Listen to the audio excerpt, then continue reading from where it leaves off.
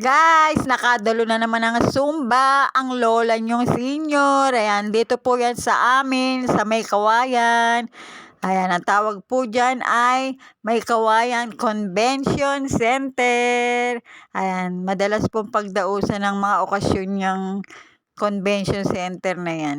Ayan, habang hindi pa nagsisimula, ako nag-video-video muna.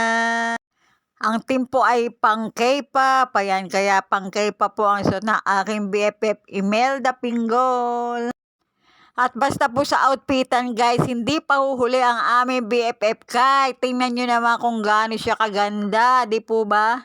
At syempre, hindi rin patatalbog ang aming BFF Jans pagdating sa outfitan. At ang palaging winner sa Miss Flawless, ang aming BFF Cheat. Ayan, talaga naman napakaganda. At tingnan nyo naman ito, grabe guys, magsisenior na po yan. Pero batang-bata ang itsura, ang aking tukayo, Evangeline. O diba guys, talagang kabog ang mga outfitan sa Zumba dito sa May Kawayan. At ito pa po isa guys, alam nyo po ba, 60 plus na yan. Tingnan nyo naman ang itsura guys. Batang-bata at sa aurahan, kayang-kayang dali ng kanyang sarili. At tatak, Zumba Princess, ang pinakabata sa amin. At heto naman po si Hataw King. Grabe ko makahataw talaga to guys. Ang aming Zumba Prince. At syempre, bago magsimula ang Zumba, ay kailangan mo nang mag-alay ng maikling panalangin at magpasalamat kay Lord. At siya nga po pala si Sin Alona guys. Yun pong may hawak ng dance station. Ayan.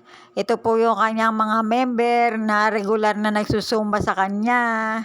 Ayan. At tayo po ay magbalik sa outfitan na malupitan. At syempre naman, magpapakabugba naman ang aking BFF Jonas Ipapo. Pagdating sa outfitan, talaga naman po naman na napakalupit na mga outfitan yan kapag pumupunta po sa mga Zumba event guys. Ayan, napakaganda pong magdala ng damit niyang aming BFF Jonas na yan. At aking Madam Wilma, kahit na siya ay chubby, ay talaga namang chubbylicious ang kanyang dating guys. Ayan, aba. Ining, buti ka pa, mayroong baon na makeup pa. Huli ka sa camera ko. Ako lang talaga yung hindi nakakasunod pagdating sa outfitan guys. Kasi syempre, hindi na yun nauunahin ko dahil may pinag-aaral pa akong anak. At ito naman si Meta kasi ayaw pa ako pasahudin buwan-buwan para naman makabili rin ako ng mga costume kapag ako'y dadalo sa mga Zumba event. Para naman gaganda rin ako katulad nila. Pero maganda naman ako talaga guys. Yun yung sabi ng nanay ko. At ang nanalo Zumba Queen, ayan, magaling naman po talaga sumayaw yung magandang babae na yan.